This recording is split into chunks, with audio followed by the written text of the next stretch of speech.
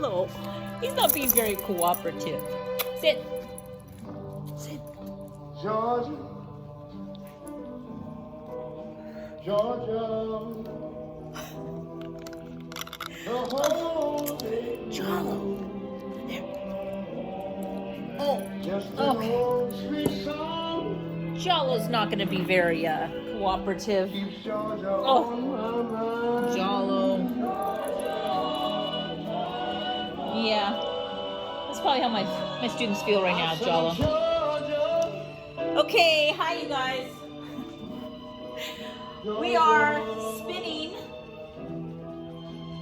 a song of Ray Charles. that sweet and clear. Ray Charles. One of the greatest. Through the pine. He was a composer, American singer, pianist, blind at the age of, I think he was like 4. He had glaucoma as a child, but inducted in the Hall of Fame. He's a keeper. You should check into him. Okay. Still in that peaceful Let me turn Charles down. Okay, so here we are in our African unit. I hope you are all doing okay. Maybe by now you've listened to the podcast, hopefully, from This American Life. It's a really good one, you guys. You've watched the 5-minute video on apartheid. And maybe some of you have even finished the very well-written paragraph, maybe like a half a page-ish, 1/3 at least. Sent it through Google Grammarly. That's due Wednesday, so tomorrow. And the lecture that I'm going to do right now is due Thursday. Please, please, please know that your map test is Friday. I did not give you a lot of time because we don't have a lot left. So this is kind of the biggest part about this whole thing. Anyway, okay, so get your notebook because we're going to take notes and you're going to take a picture of these notes. Well, bless you, Jalo. And you're going to send them into the assignment on Google Classroom. Okay, so it is important for me to make sure that you are very, very clear about imperialism. Okay, so you, yes, are going to be defining it again. I will be looking for this. So imperialism, are you thinking what it is? We're not. Okay. When a stronger, okay, write this down. When a stronger country takes over a weaker country and controls it socially, politically, and economically to increase their power and or financial gain. It's all about the money. Remember that. If you ever want to find out why somebody does something or a company, follow the money. Oh, Jalo. Oh my God, he's so cute, but he's so bored out of his head, you guys. I swear, if you were in my classroom right now, he would love to get tummy rubs from you. Hi, Jalo. Oh. Okay, moving on. Okay, so I am determined to make sure that you, when you hear these words, socially, politically, and economically, certain things come to your brain. Okay, so when you hear the word socially, you should already be thinking to yourself, okay, under socially lands religion, education, food, music, clothing, traditions, holidays, marriage, school. All of those land under the word socially. When you think of the word politically, you need to be thinking government, laws, judicial system, military. Those land under politically. And when you think of economically, you should be thinking about money, trade, import, exports, tariffs, jobs.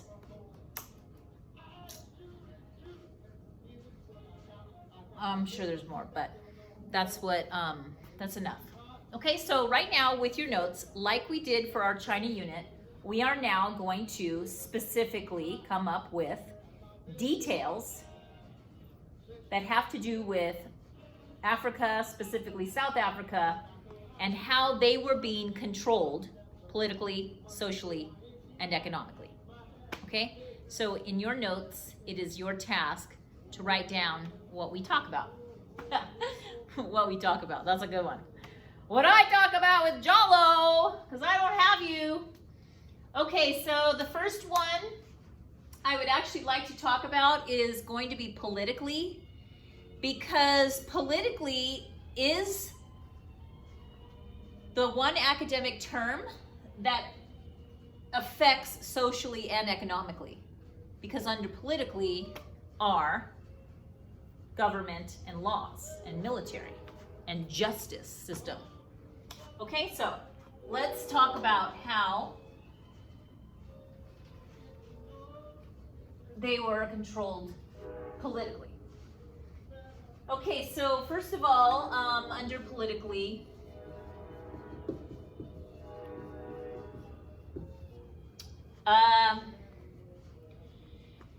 no black South African, so I'm talking South Africa. Get into your brain, everything I'm going to talk about right now relates to the country of South Africa and apartheid. In South Africa, if you were black, you could not run for an office.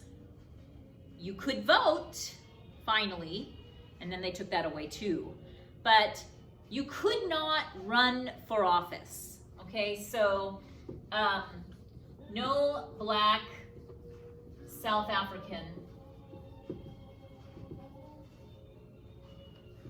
could run for office. Hey, and by the way, I have to say this every year. A lot of people think only black people live in Africa. That is so wrong. Okay, please just know that there are many people who are white who are African. Okay, they were born in Africa. That makes them African. They're just white. Okay, because remember, they're being colonized by the Dutch. Okay, so no black South African could run for office.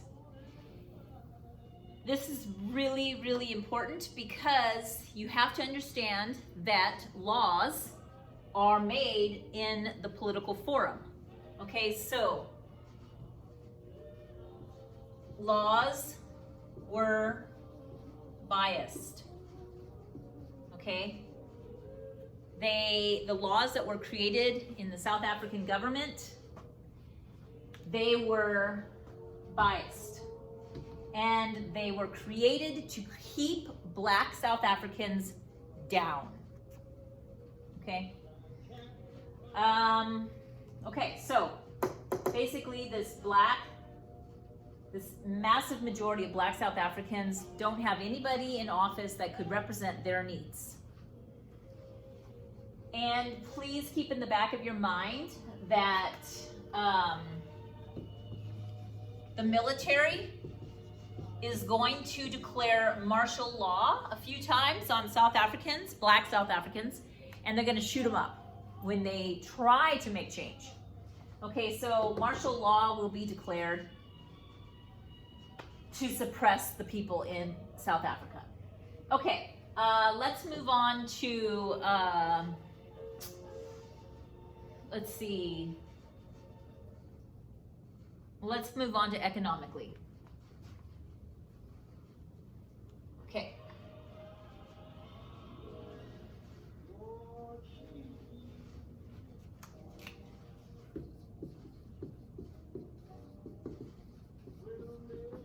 Okay, economically, the money, right? It's the money. So first of all, any job that was given to a Black South African mainly had to do with mining or being a servant for a white family, okay? And so the jobs were in mining, and you are probably knowing that they're mining for gold and silver, gold and diamonds, okay? And these are going to be sent back to the imperializing country, and they're going to make a lot of money, okay? These are the most dangerous jobs. Not only were they the most dangerous jobs, but Black South Africans were paid 12 times less. Paid 12 times less than their white counterpart. So, most dangerous, paid less. Black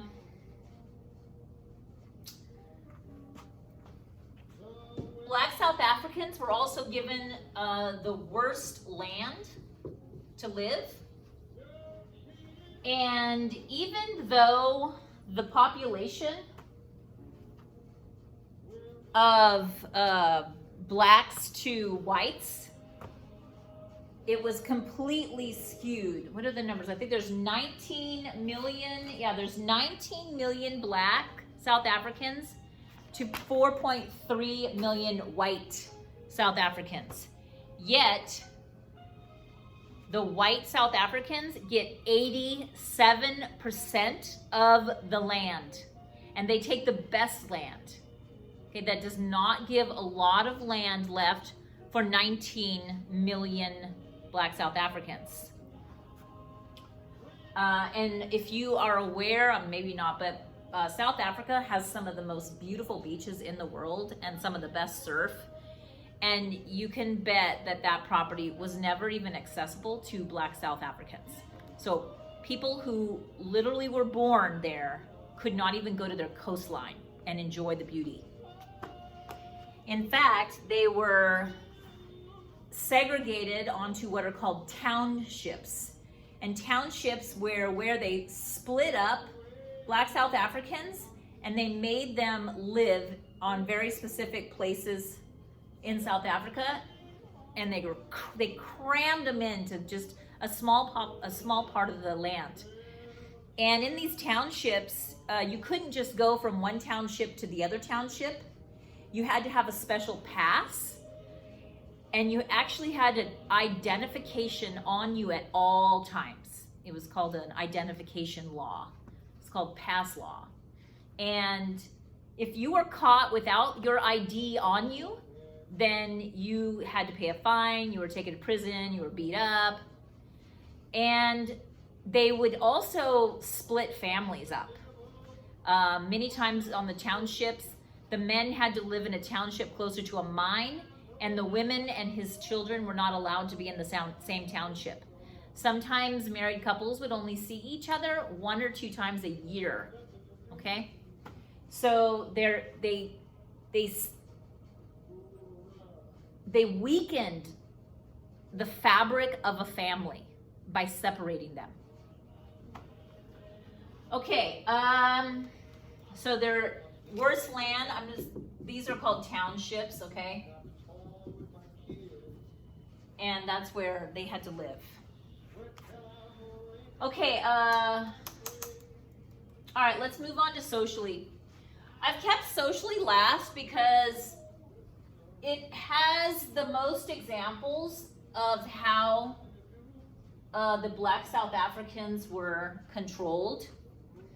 in order to keep them in their place and to make sure that they did their jobs, meaning mining and servant, and just did not have the opportunity to participate in South Africa as an equal member. Okay, socially. Oh, wait, where to begin? Well, okay, one of the things that lands under socially is marriage. And the the white South African government under apartheid basically they decided who one could love. So they decided they want to control love. Meaning if I fell in love with a black South African, I would not be able to have a relationship with him, and vice versa. And couples who are actually married, black and white couples who were actually married before apartheid became legal, their marriages were considered unlawful. They were considered unlawful. They were illegal. So they'd been married, and now all of a sudden it's an illegal marriage just because they are a black and a white person. So no interracial marriages were allowed in South Africa under apartheid. Okay, so no interracial, did I spell that right? Interracial marriages. Okay, so now they're telling you who to love. Let's talk about schools. The schools got a drastic amount less than white South African students. Let me see. You know me and my numbers. Let me get you a number here. Schools received, okay, so the type of money in South Africa is called a rand, R-A-N-D. And for every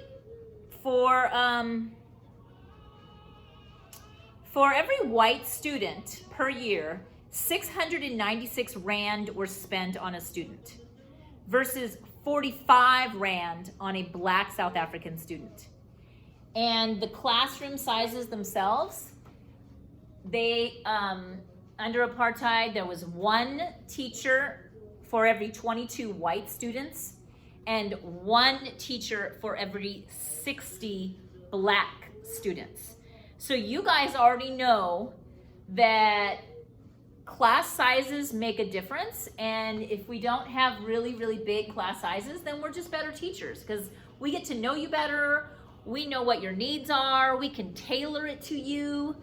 But if there's too many students, clearly not like right now, if there's so many students, the teacher can't possibly get to all of you, okay? So already off the bat,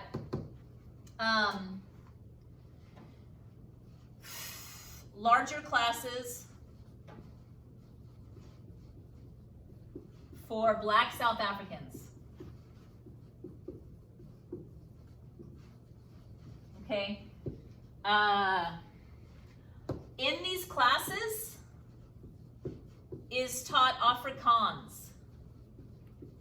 It's language, Afrikaans language. So this is not the native language of the black South Africans. But it becomes the legal state language under apartheid. So everything is now in Afrikaans, okay? Meaning laws. So if you don't know how to read and write Afrikaans or speak it, you are already going to get taken advantage of because you might not even know what the law is, okay? 11 o'clock curfew for everybody. So you're a grown man, you're a grown woman, you're an adult, and the government is telling you to get yourself off the streets, out of bars, restaurants, dance clubs, you name it, or just social activity, and get home by 11 o'clock. This did not apply if you were white, only if you were black. 11 o'clock curfew. Let's go back to the schools. Because there's less money being devoted to education, it simply means less educated people.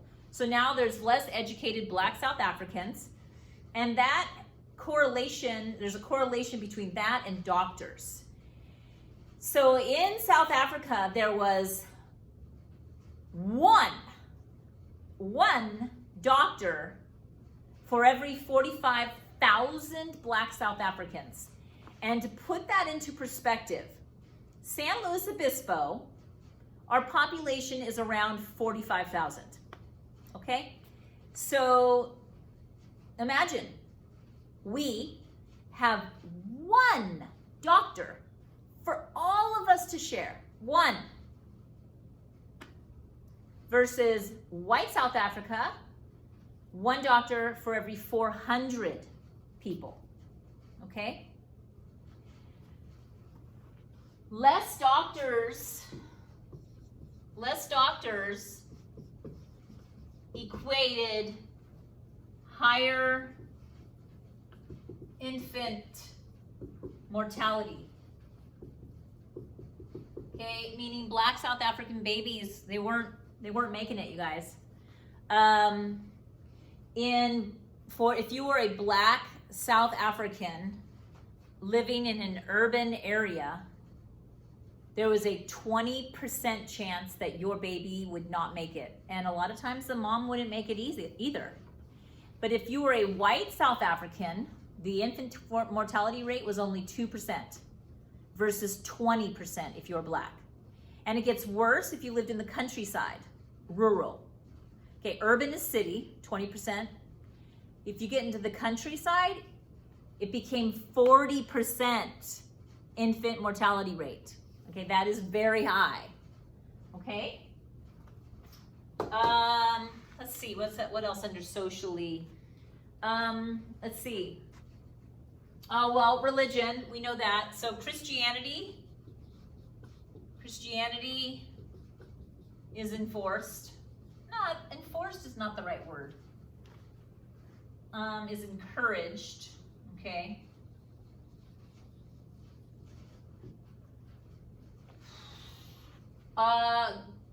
Going back to you guys to the schools, please note that the Black South African children were not learning their own history. They're not learning their own folklore, their own culture.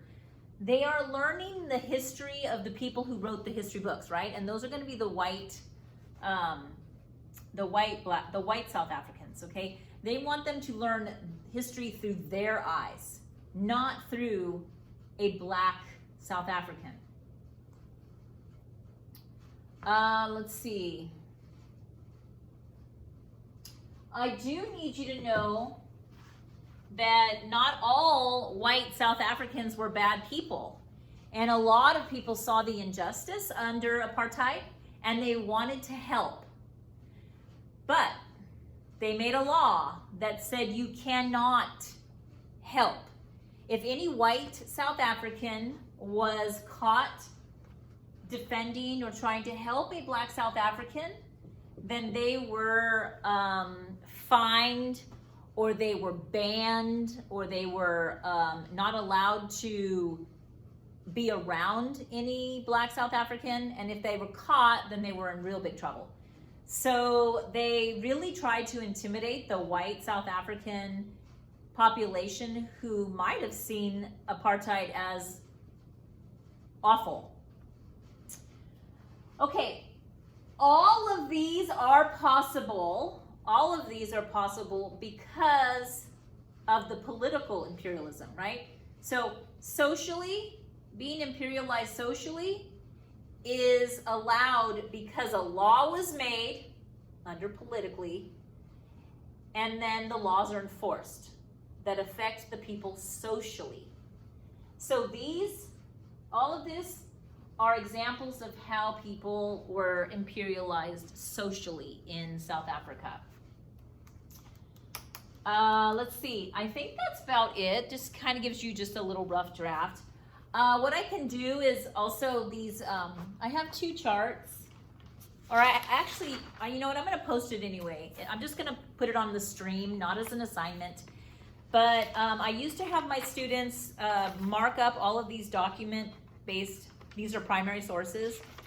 And if you are interested in learning a little more about apartheid in South Africa and Mandela and how Mandela was released out of prison after 28 years, check this out. Also, remember you can watch those movies for extra credit, and I'm going to add a movie called Cry Freedom. I normally always showed that to my students. It's a great movie. It has Denzel Washington in it and Kevin Kline, and it's based on a true story, and it's really good. I love that movie.